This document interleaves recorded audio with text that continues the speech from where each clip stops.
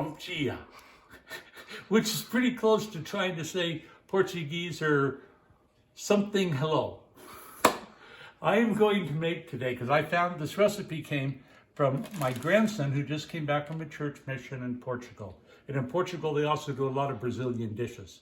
And he made this for me, and it was so good. I said, I'm coming out of retirement, and I've got to show this. He's doing the filming right now, and he made for all of my Portuguese speakers and Brazilian friends, which might be two. He'll do it in Portuguese or Brazilian so you'll understand what's going on. But I'm telling you, it looks terrible. It is fantastic, absolutely fantastic. Here we go. I'm going to start with the big pan. This will serve probably about 10 or 12 people easily. I'm heating my pan up on a full high heat. Now I'm going to put a little bit of olive oil in. It's probably just about a tablespoon of olive oil. Just so things get crackling. Now I've already cut up ahead. I've got 2 cups of chicken breast cooked. It's already cooked and it's all cut up. You can get one of those ready cooked chickens and just strip the breasts off and cut them up. I've got 1 pound of mushrooms, sliced mushrooms, and then I kind of busted them all up. I've got 1 nice whole onion all done up already. This will be the first ones going in. I'm going to put a tablespoon of garlic, minced garlic, and a can of corn. This is just drained whole kernel corn. And with this certain recipe, how many people is this much going to be for? Because this is a lot. Yeah, this is a lot.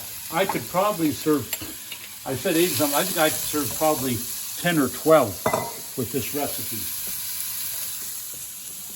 I'm getting in my onions first. I'm going to put in about 1 tablespoon of minced garlic.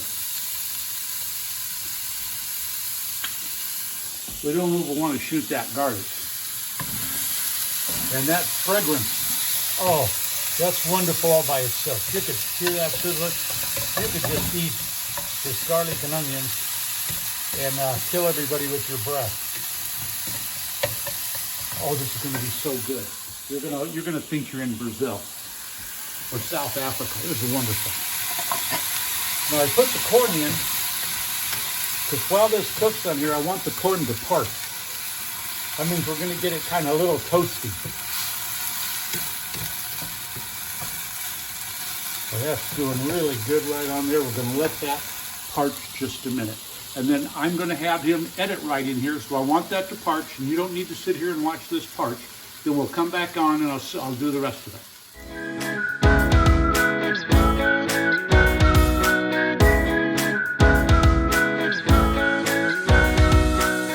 We are back, and the corn has parched. It's kind of hard to see, but the corn is starting to turn a little brown. That's just what we want. Now I'm going to add the mushrooms. And these mushrooms, it looks like a huge amount, but it's going to cook right down. I put the mushrooms and I'm going to put the chicken in. Now the chicken doesn't have to brown because it's already cooked, but we want to get it a little bit warmed up there and start to absorb some of the flavor from the onions and garlic and mushroom.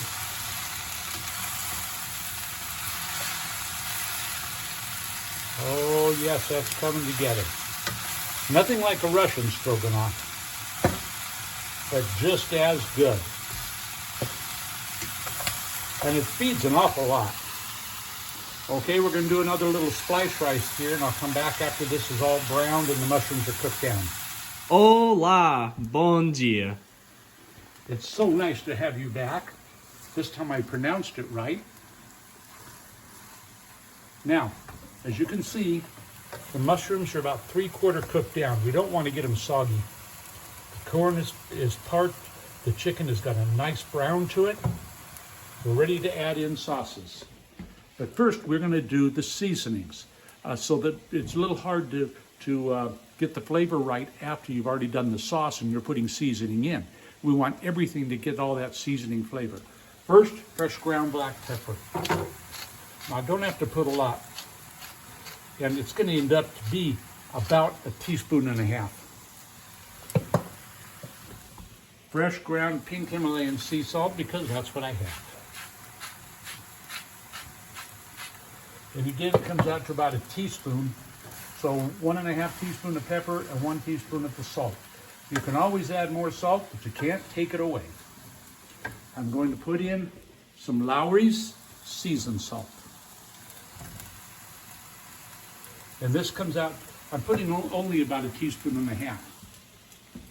A little of garlic salt, and I'm just sprinkling it on, and it's probably close to a teaspoon. Now, a pinch, because my grandson told me it's a little pinch of curry. We're not going to India, we're going to Brazil. And that was a pinch, that's between your thumb and your forefinger. And then we stir. And he's right here by me, reassuring me I'm doing this right and it smells right. He was all over Portugal, and he said this is one of the favorite dishes, virtually a staple. When you have people over for dinner, you make this, probably because it goes a long way.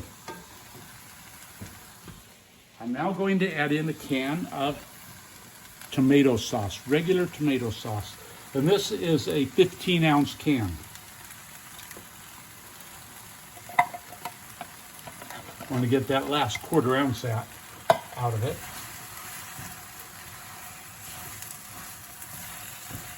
Next, I'm adding in 2 cups of whipping cream. This is a heavy whipping cream. You could either use light whipping cream or heavy. I just happen to have heavy available because I want to make some homemade ice cream later.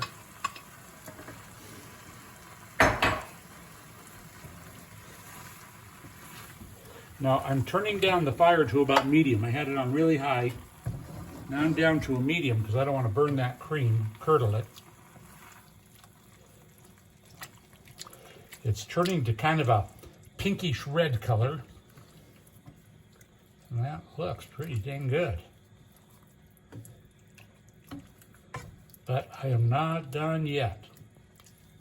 And this is going to thicken up. This cream, as it heats with the tomato sauce, is going to thicken. It won't be real soupy. It kind of looks like that right now, but it doesn't come out that way.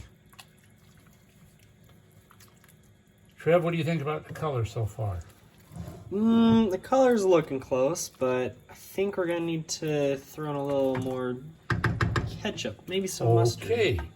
Would you please say that in Portuguese for my Portuguese friend? Precisamos de colocar mais ketchup e mostarda. Is that stinking impressive or what? We're going to put in about 1 tablespoon of yellow mustard.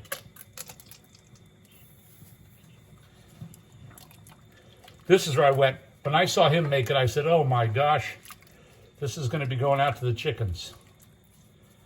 Then I thought, well, I don't want to get the chickens sick.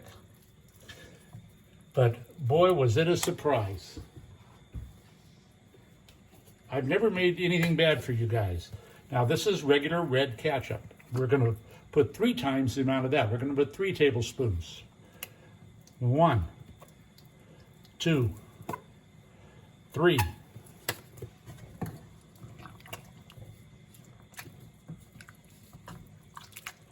Now, for those of you that feel bad for me that I'm just doing it by eyesight, I've been doing it 58 years. But if you want to put a GoFundMe page so I can buy some proper utensils, I would appreciate it.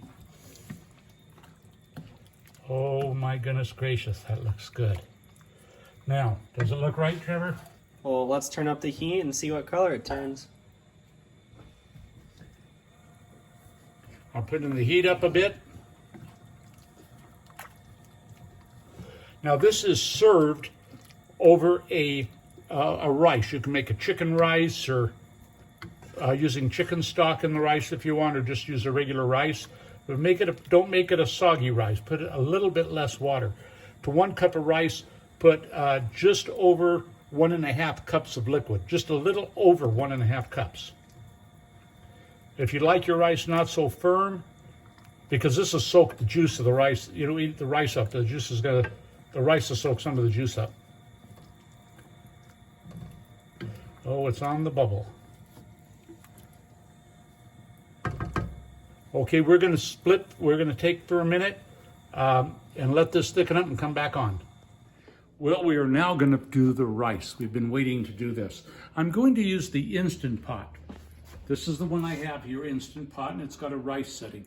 You can use the stove on it. It takes about 20 minutes, bring it to a boil, then turn it to a simmer for about 20 minutes, or you can use a regular rice pot that they have on there for rice steaming. But I'm going to use this. I put in my long grain white rice. Now, I put 2 cups of rice, and I have put some warm water, and I'm letting it sit. I let it sit about 1.5 minutes, 2 minutes. Look at that white starch come up. We don't want that in our system.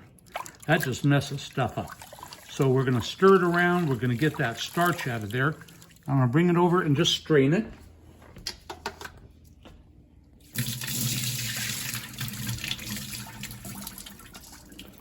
That's my first straining. I'm gonna add just a little more. Looks like I'm panning for gold. Gold rice. I stir again. And if we can get in there, see, now it's getting more clear, but there is still a little white that's in there. Well, I don't want to take all of it out or it won't fluff.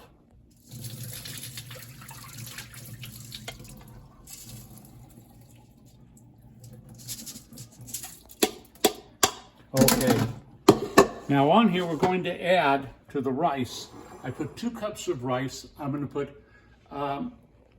just a hair over 3.5 cups of liquid to it. I want it to be a little bit, the rice to be a little bit firmer. So I'll add it, and my liquid is 1 can of chicken broth and the balanced water. Make sure I get all the rice to the bottom so we don't have any sticking on top. In we go on the pot. We're going to add just a pinch. And that's between a thumb and forefinger, but just a little pinch of garlic salt. So that's granulated garlic. A couple of grinds of pepper, just real easy.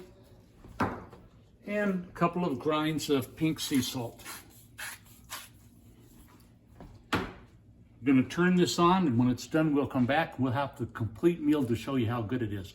I can hardly wait.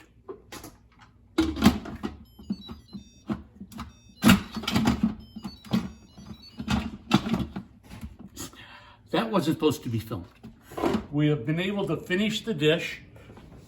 I am plating with the rice to see how the rice came out from the Instant Pot. We now take our concoction of the Brazilian Stroganoff. You're just gonna absolutely have your mouth drooling, saliva going all over your phones.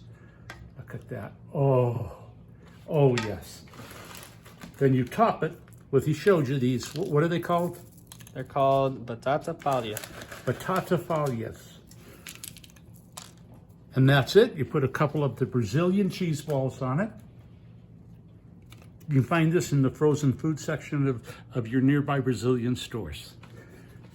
You come down and we plate it with our Brazilian drink, guana, and then put one of those in the tangerine slice. Look at these people just waiting, lined up to eat. Thank you for coming to our show. I hope you really enjoyed this. Buenos Aires.